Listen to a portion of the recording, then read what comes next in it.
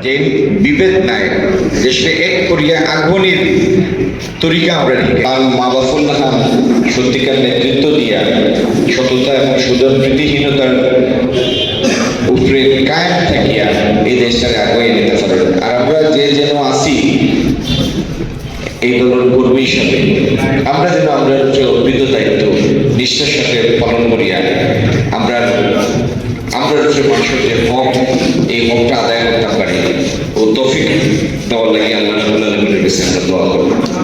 আগামী 12 তারিখের নির্বাচনও আমরা কামিয়াবির লাগে আমরা দোয়া করব, আমরা আল্লাহর অনুগ্রহের লাগে দোয়া করব। আর যেকোনো দুশ্মনী যেন আমরা রুখে আল্লাহর প্রতি সত্যি তারা প্রতিহত হয়, তার লাগে আমরা দোয়া করব। ধন্যবাদ সবাইকে। সালাম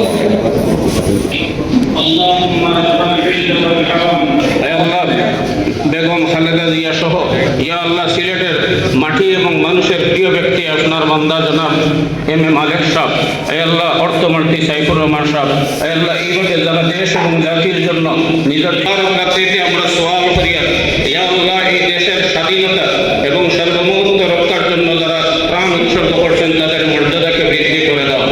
আল্লাহ বিশেষ করে ইয়া আল্লাহ আমাদের সকলের মা বাবাকে আপনি মাফ ফরমাও। আল্লাহ আমরা এখানে যারা وسلام على المرسلين والحمد لله رب العالمين।